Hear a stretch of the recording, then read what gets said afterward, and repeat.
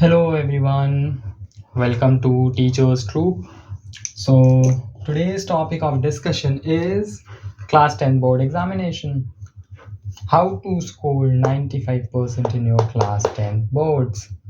And trust me, it's easy peasy lemon squeezy. Trust me on this. बहुत easy है, बहुत ही ज़्यादा easy है. कितना easy है अगर आप पूछ रहे हो तो मैं कंपैरिजन के लिए बता देता हूँ कि जो क्लास आप पास करके आए हैं 9th स्टैंडर्ड, इससे तो लाइक बहुत बहुत बहुत बहुत ईजी है. ये तो बहुत टफ था. जब आप 10th स्टार्ट करेंगे अपना पढ़ना, देन यू रियलाइज कि ये कुछ 8th क्लास के सिमिलर है. स्पेशली द साइंस पार्ट, ये बहुत ही ज़्यादा आपको 8th क्लास के सिमिलर मिलेगा and you will find it really easy. So all you have to do is just practice. कैसे प्रैक्टिस, क्या प्रैक्टिस, कब प्रैक्टिस. तो जो हमारा 10th होता है वो हमारी बाकी क्लासेस से बहुत डिफरेंट होता है. जैसे 6th, 7th, 8th, 9th, इन सब में क्या होता था कि हमारा स्कूल यही डिसाइड कर रहा होता था कि क्या सिलेबस है, क्या पढ़ाना है, क्या क्वेश्चन सेट करने हैं. एंड मेरे स्कूल में तो क्या होता था कि जो हमें सब्जेक्ट टीचर्स पढ़ा रहे होते थे वही एग्ज़ाम की आंसर शीट भी चेक कर रहे होते थे. पर अगर हम बात करें 10th की तो उसमें ऐसा बिल्कुल नहीं होता. स्कूल का क्या रोल होता है, सिर्फ आपको पढ़ा देना होता है, सिर्फ आपकी प्रैक्टिस करवा देनी ही होती है in form of pre boards. तो अभी ये सब सोच के ये मत सोचना कि 10th बहुत टफ है, सब बिल्कुल भी नहीं है. यह हुआ बना रखा है कि 10th के बोर्ड्स हैं एंड दिस दैट, पर ऐसा कुछ भी नहीं होता. और ये तो बिल्कुल मत समझना कि जो मैंने 95% की बात की है दिस इज़ टोटल क्लिकबेट. बिल्कुल नहीं है, इट्स टोटली पॉसिबल. बस द ओनली फैक्ट इज़ कि 10th में वी मिस्टेक मोर. हमें पता है ये गलत है, फिर भी हम गलत कर रहे होते हैं. क्योंकि 10th हमें पता नहीं क्यों बहुत आज़ादी फील होती है. तो हम इतने आज़ाद हो जाते हैं कि हम बहुत दूर चले जाते हैं. जब साल ख़त्म होता है, जब एग्ज़ाम पूरे जाते हैं और जब हम पलट के अपनी किताब वापस देखते हैं NCERT, तो हमें फ़ील होता है कि इट वाज़ वेरी ईजी. अगर मैं इसको 2 बार और रिवाइज़ करता हूँ, अगर मैंने पूरा सिलेबस भी कर लिया होता तो मेरा एग्ज़ाम तो बहुत अच्छा जाता. ये तो बहुत ईजी था. ये सारी चीज़ें हमें फ़ील होती हैं. तो we have to prevent all this. तो इसके लिए तो भैया पढ़ना पड़ेगा. तो ऐसा नहीं है कि हम साल के लास्ट में पूरा रैट रेस स्टार्ट कर देंगे. नहीं, हम साल की स्टार्टिंग से पढ़ेंगे तब ये पॉसिबल है. साल के एंड में भी पॉसिबल है, पर अभी ये करने के लिए हमें बहुत कम एफर्ट डालना पड़ेगा. डेली थोड़ा थोड़ा थोड़ा थोड़ा एफर्ट डालना पड़ेगा. मेन बात है कि हमें क्या करना चाहिए, क्या नहीं करना चाहिए, कौन कौन से रिसोर्सेज. ये बहुत वो होता है कि क्या क्या पढ़ना है भाई, रिसोर्सेज क्या क्या यूज़ करना है. NCERT, no jokes, no jokes, only NCERT. Trust me. बहुत बच्चे 10 किताबें उठा लेंगे, उससे बोर्ड्स में कुछ नहीं होगा. एक किताब को 10 बार करना is far far far far far better than 10 किताब को एक बार भी नहीं कर पाते. समझ रहे हैं बात. तो NCERT के साथ डेफिनेटली हमें चीज़ें चाहिए होती हैं. जैसे कि तो सबसे पहले हम लिख ही देते हैं क्या क्या चाहिए. NCERT चाहिए, हम PYQ करेंगे और हम सैम्पल पेपर करेंगे. हमें सिर्फ इतना करना. अब क्या करना है वो पता चल गया. Now we should also know कि हमें कैसे करना है. क्योंकि क्या करना है वो बहुत लोगों को पता रहता है, पर कैसे करना है it's very confidential kind of thing. ये बहुत लोगों को पता रहता है कैसे करना है, पर फिर भी वो नहीं कर पाते. तो मैं यहाँ पे बताऊँगा आपको कैसे करना है और आपको फिर वो करना भी पड़ेगा. तो लेट्स स्टार्ट कि कैसे करना है.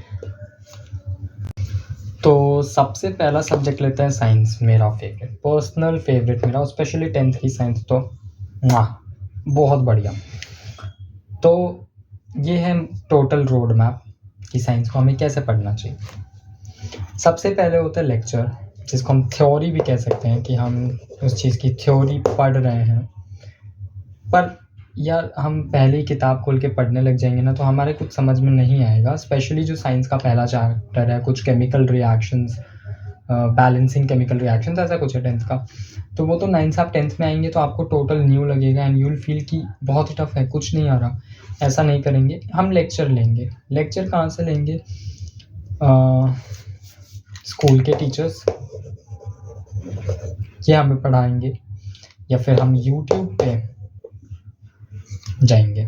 ठीक है, यूट्यूब पे I would suggest to go on YouTube and search the name of chapter, और फिर वहाँ से जो आपको लेक्चर्स मिल रहे होंगे आप उनके नोट्स बना रहे होंगे और उनको रिवाइज कर रहे होंगे। स्कूल में बहुत कम होता है कि टीचर्स आपको नोट्स बनाते हैं, आपको खुद अपने नोट्स बनाने होते हैं। तो what you can do is एक ही नोट्स बनाएं, जो यूट्यूब से देखा वही आपने यहाँ कर दिया, या फिर स्कूल की कॉपी में थोड़े शॉर्ट नोट्स, क्रिस्प नोट्स बनाएं जो आप रिवाइज करें, या रिवीजन करते हुए, याद करते हुए बस उन चीज़ों को एक बार ही लिख लिया, क्योंकि स्कूल की कॉपी कंप्लीट करना बहुत ज़रूरी है बच्चों, राइट। तो पहले हम लेक्चर लेंगे, अच्छे से थ्योरी समझेंगे, साथ के साथ नोट्स बनाएंगे। ऐसा नहीं कि हमने पूरा लेक्चर देखा, 10 घंटे लगाए, अब हम नोट्स बना रहे हैं, वापस 5 घंटे लगाए। नहीं, हम 10 घंटे की जगह 15 घंटे एक ही बार में लगाएंगे, पर साथ के साथ नोट्स बनाएंगे। ठीक है, और नोट्स ऐसे बनाइएगा कि आपको समझ आए, क्योंकि आपका एग्ज़ाम आजकल परसों हफ्ते महीने भर में नहीं है, 1 साल बाद है, राइट। तो 1 साल बाद भी अगर आप उन नोट्स को देख रहे हैं तो ऐसा होना चाहिए कि आपको टोटल चीज़ें समझ में आ रही हैं कि हाँ, ये मैंने ही लिखा है, ये मैंने क्यों लिखा है, ये शॉर्ट फॉर्म जो मैंने लिखा है ये किस चीज़ का शॉर्ट फॉर्म लिखा है, वगैरह वगैरह, जो भी चीज़ें आपको समझ आनी चाहिए। प्लस नोट्स ऐसे ही बनाइएगा कि जब आप उन्हें पढ़ें तो आपको पूरा लेक्चर याद आ जाए कि टीचर ने क्या बताया था। ऐसा ना हो कि नोट्स देखने के बाद आपको लग रहा है ये क्यों लिखा है, अब 10 घंटे का लेक्चर वापस लो, वेस्ट, नोट्स भी वेस्ट, लेक्चर देखना भी वेस्ट। ठीक है, और अब दूसरी प्रॉब्लम जो बहुत बच्चों की होती है, वो यूट्यूब पे सर्च करते हैं लेक्चर, ये वो देखेंगे कि सबसे कम टाइम में किसने पढ़ा दिया, उसका देखेंगे। आई एम नॉट सेइंग कि कम टाइम में जिसने पढ़ाया खराब पढ़ाया, but all I am saying is कि आपको स्टार्टिंग से ही, क्योंकि अभी आपका इनिशियल है, ये कुछ अभी तो स्टार्ट ही हुआ है यार। ठीक है, तो आप ऐसी चीज़ें देखें जिन्होंने अच्छे से एक्सप्लेन किया हुआ है।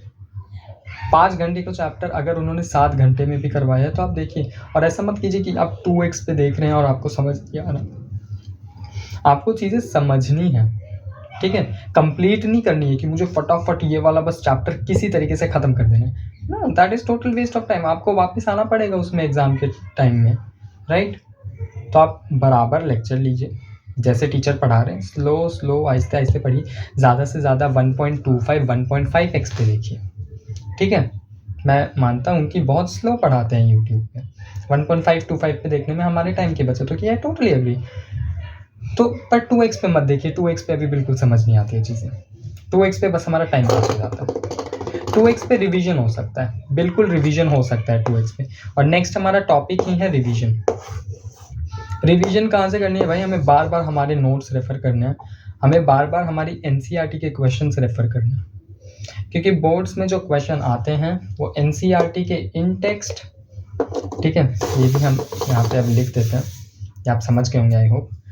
तो जो बोर्ड्स के क्वेश्चन फॉर्म होते हैं वो एनसीईआरटी में दिए हुए इन टेक्स्ट क्वेश्चन और एक्सरसाइज क्वेश्चन से ही बनते हैं, तो हमें इन्हें बहुत सीरियसली लेना होगा। बहुत बच्चे सोचते हैं कि नहीं नहीं मैं कोई मॉड्यूल कर लेता हूँ, ये कर लेता हूँ, वो कर लेता हूँ। क्यों कर लेते हो जब क्वेश्चन यहाँ से आना है तो क्यों कर लेते हो, है ना। नहीं करना है, हमें यही करना है जहाँ से क्वेश्चन आता है, राइट। तो हम वापस एक बार देखते हैं कि हमें साइंस में किस तरीके से आगे बढ़ना है, कि साइंस हमें आगे बढ़ाए। सबसे पहले लेक्चर, हम लेक्चर लेंगे, 7 नोट्स बनाएंगे, फिर हम रिवाइज करेंगे, और फिर हम रिवाइज कर रहे होंगे। रिवाइज जब हम स्कूल में रहते हैं तो ऑटोमेटिकली होते ही रहता है, क्योंकि कभी क्लास टेस्ट होता है, कभी पीरियोडिक टेस्ट होते हैं, उन सब के लिए हम पढ़ेंगे तो रिवीजन होते रहेगा, राइट। नेक्स्ट सब्जेक्ट पे हम आते हैं। अब हमारा नेक्स्ट सब्जेक्ट है सोशल साइंस। बहुत कतराते हैं बच्चे इनसे, बहुत डरते हैं। तो यार सोशल साइंस का भी सेम वही, इवन मैथ्स का सेम वही, थ्योरी नोट्स रिवीजन।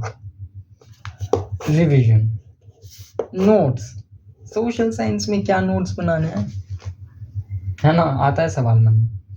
तो देखो सोशल साइंस के नोट्स बनाने से मेरा मतलब ये बिल्कुल नहीं है कि गो एंड मेक नोट्स जैसे आप साइंस में बनाते हैं, नहीं जी, बहुत बड़ा सिलेबस है ना, और बहुत कुछ लिखना पड़ता है। तो आई वुड सजेस्ट, और क्योंकि इसकी ना एनसीईआरटी की लाइन के बीच में से भी सवाल आ जाते हैं, तो एनसीईआरटी रीडिंग बहुत इंपॉर्टेंट है। तो जब भी हम एनसीईआरटी रीड कर रहे होंगे तो वहीं पे हम चीज़ों को मार्क कर देंगे कि ये इम्पॉर्टेंट है ना। पेंसिल से हम अंडरलाइन कर रहे होंगे कि ये चीज़ें इंपॉर्टेंट है, और वही हमारे नोट्स रेडी हैं, हम बार बार उन्हीं को रिवाइज करेंगे। अब बहुत बच्चों को अगर कंटाला आता है बार बार बुक खोल के रिवाइज करने में, तो उसके लिए तो आई कांट हेल्प इट, और यू कैन डू इज, है ना, इसके भी जो क्वेश्चन फ्रेम होते हैं वो एक्सरसाइज से बहुत होते हैं, कि जो हमें लास्ट में एक्सरसाइज दिया हुआ है उससे होते हैं। ठीक है, तो आप वो एक्सरसाइज याद कर लें, वो एक्सरसाइज ही बार बार याद करें। ठीक है, और साथ साथ अगर आप गाइड परचेज़ कर सकते हैं सोशल साइंस की, तो गाइड लें। गाइड में जो 5 मार्क्स वाले क्वेश्चन होते हैं वो ज़रूर से करें। ठीक है, गाइड के तो आई वुड सजेस्ट, अगर कोई बच्चा गाइड ले रहा है जिनको लगता है कि यार एसएसटी में से नहीं होती, तो I would totally suggest to buy a nice guide. ठीक है, फुल मार्क्स की ले सकते हो गाइड, फुल मार्क्स की ले सकते हो, या फिर गोल्डन की भी, शायद गोल्डन, हाँ गोल्डन करके एक गाइड आती है, वो ले सकते हैं। गोल्डन, हाँ यार आई वुड सजेस्ट गोल्डन की गाइड लेने को, बेटर होता है गोल्डन, क्योंकि उसमें जो है गोल्डन गाइड एसएसटी, इसमें क्या होता है, जो पॉइंट वाइज आंसर देते हैं वो बहुत शॉर्ट होते हैं, पॉइंट वाइज आंसर देते हैं, और ये काफ़ी क्रिस्प आंसर होते हैं, जल्दी से याद हो जाते हैं। जो टर्मिनोलॉजी बच्चों के लिए फेवरेबल होता है, जो ऐसा नहीं होता कि ये क्या इंग्लिश लिख दिया है, पूरा पैराग्राफ लिख दिया, ये मोदी जी की स्पीच लिख दी है, वो ऐसा नहीं करते हैं। ये सिंपल छोटे छोटे पॉइंट्स में आपको 5 नंबर का क्वेश्चन एक्सप्लेन कर देते हैं, या सारे क्वेश्चन इजीली एक्सप्लेन कर देते हैं। और ये सोशल साइंस का जो भी एग्ज़ाम है, इसका तो टोटल गेम ही ये होता है कि हम जाके वहाँ पे अच्छे से आंसर लिख कर आ रहे हो, नहीं भी आता तो भी पेज भर के आंसर लिख कर आ रहे हो। ठीक है, इसके बारे में हम कभी बात करेंगे कि सोशल साइंस का क्वेश्चन पेपर कैसे अटेम्प्ट करना चाहिए। बहुत सारी चीज़ें नहीं लिखनी होती, कुछ चीज़ें लिखनी होती है, पर उसको अच्छे से एक्सप्लेन करना होता है। नहीं आते हुए भी हम कैसे पूरा पेज लिख सकते हैं, इसके बारे में एक डिटेल वीडियो आई मेक। ठीक है, अभी के लिए सोशल साइंस कैसे पढ़ना है, आपको लेक्चर देखना है। ठीक है, वो लेक्चर के नोट्स अगर उन्होंने प्रोवाइड किया तो ठीक है, या फिर वही इम्पॉर्टेंट चीज़ आप अपनी बुक में, साइड में स्पेस होता है बुक में, या तो बुक की छत पे स्पेस होता है, या बुक की साइड में स्पेस दिया रहता है, जैसे इधर इधर इधर इधर लिखा है तो एक ऐसे कॉलम सा थोड़ा रहता है जिसमें थोड़ा थोड़ा स्पेस रहता है, तो यूजिंग पेंसिल आप यहीं पे अपने नोट्स बना सकते हैं। ठीक है, उसके बाद आता है रिवीजन। रिवीजन आपको इन्हीं नोट से करना है, कहीं और से नहीं करना। और साथ के साथ जो मैंने गाइड की बात की कि आप गाइड से क्वेश्चन आंसर याद करें, क्योंकि वो बहुत इंपॉर्टेंट होता है। ठीक है, और हिस्ट्री में बहुत ज़्यादा इंपॉर्टेंट होती है जो डेट्स होती हैं। जी, आपको सारी डेट्स याद होनी चाहिए। ये भी अगर आप गाइड ले रहे हैं तो फिर गाइड में एक स्पेशल कॉलम ही होता है कि हिस्ट्री की सारी डेट्स लिखी हुई है उस पेज पे, तो वो आपको याद करनी होती है, क्योंकि ये एमसीक्यूज़ में, फिल इन द ब्लैंक्स में, मैच द फॉलोइंग में, ऐसे क्वेश्चंस में पूछे जाते हैं। ठीक है, this is how you do social science. It's very easy अगर आप पढ़ रहे हैं इसे, तो समझ रहे हैं इसे, तो it's just like a game, you have to play it well, right. अब नेक्स्ट आता है जो हमारे साथ खेल कर चला जाता है, ये हमेशा हमारे साथ खेल कर चला जाता है ना, मैथ्स। बहुत बच्चों का मैथ्स फेवरेट भी होता है, I was not one of them, I was not really fond of maths, specially trigonometry वाला चैप्टर, आंसर ही नहीं आता था। पर बेसिकली इसको पढ़ने का जो बेस्ट तरीका मुझे मेरी टीचर ने बताया, वो ऑब्वियसली इसका भी सेम है, थ्योरी जो आपको स्कूल के टीचर पढ़ा रहे हैं, या आप कहीं यूट्यूब से पढ़ रहे हैं, या आपने कहीं ट्यूशन लगाया है, ऑल इन ऑल थ्योरी, इसमें कोई नोट्स नहीं होते, सिर्फ लेक्चर के साथ जो क्वेश्चन सॉल्व होते हैं वो होते हैं कि लेक्चर में जो क्वेश्चन सॉल्व करवाया टीचर ने, इन्हीं क्वेश्चंस को आप बाद में रिवाइज करते हैं। यही सेम क्वेश्चन आप बार बार रिवाइज करते हैं। और मैथ्स का तो एक सिंपल चीज़ ये है कि जो हमारी एनसीईआरटी की बुक में एक्सरसाइज दिए हुए थे, राइट, यहीं से क्वेश्चन आते हैं। और क्वेश्चन कहाँ से आते हैं? जो थ्योरम्स दी हुई हैं एनसीईआरटी की बुक में, थ्योरम्स दी हुई हैं, उनको हमें प्रूफ करना होता है। ये तो बहुत इंपॉर्टेंट है यार। अब तो तुम्हारे 5 मार्क्स वाले आते हैं, है ना, तो ये 5 मार्क्स में पूछे जाने वाले क्वेश्चंस होते हैं थ्योरम्स और एक्सरसाइज के क्वेश्चंस। उसके बाद 3-4 क्वेश्चन ऐसे बोर्ड एग्जाम में होते हैं जो एक्सरसाइज के बाहर के होते हैं, एनसीईआरटी के बाहर के होते हैं, पर कॉन्सेप्ट एनसीईआरटी के ही होते हैं, राइट। तो मैथ्स भी बहुत सिंपल है। All you have to do is theory, questions practice, revise. इसमें एक बहुत की फैक्टर होता है हमारा फॉर्मूला, कि हम फॉर्मूला शीट बना लें। हमारे पास एक फॉर्मूला शीट पड़ी हुई है जिससे हम बार बार उसको रिवाइज करते हैं, क्योंकि फॉर्मूला याद होना ज़रूरी है, तभी तो सवाल हो पाएगा, ठीक है। तो मैथ्स के साथ खेलने के लिए हमें ये चीज़ें करनी पड़ेंगी। अब नेक्स्ट चीज़ जो है हमारे पास वो है लैंग्वेज। लैंग्वेज में बच्चों का अलग अलग होता है, पर इंग्लिश ये तो सबका वही होता है ना, कॉमन, इंग्लिश सबके पास होगा।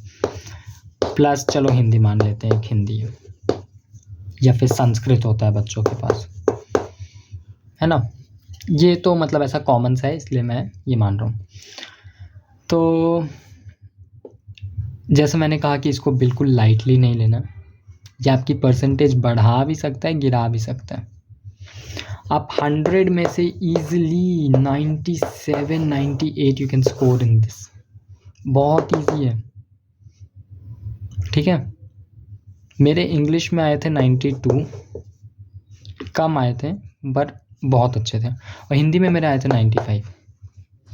कम आए थे मतलब मैं ये, I am not crying like damn toppers की 92 आए थे, कम आए थे इसके अकॉर्डिंग मैं बोल रहा हूँ। 97 कर सकते हैं आप इसके अकॉर्डिंग। मैं तो इसमें satisfied, more than satisfied, happy I am for 92, grateful I am for 92, although it doesn't matter, it doesn't matter how much you score in class 10th, this is the reality.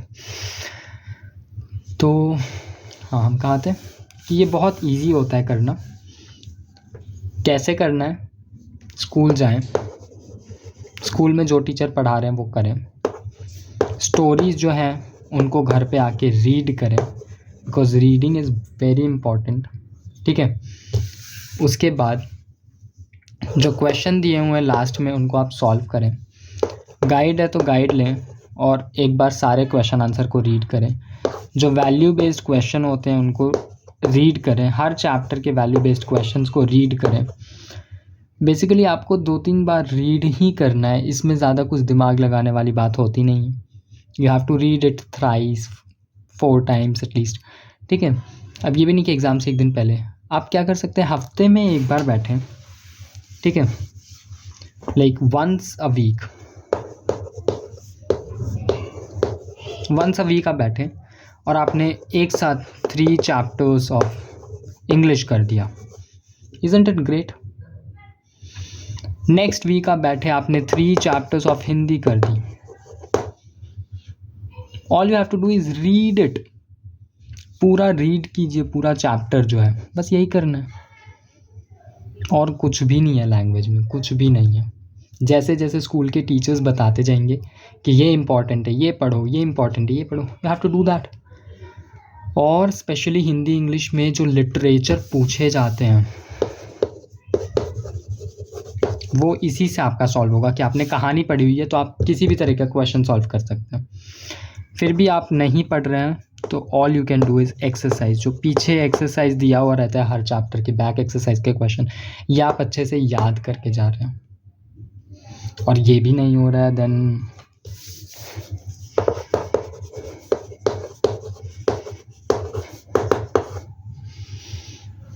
फिर क्या करोगे? ये नहीं हो रहा है तो this is the easiest and this is the toughest.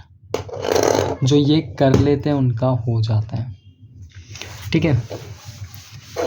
तो I would just want to say thank you.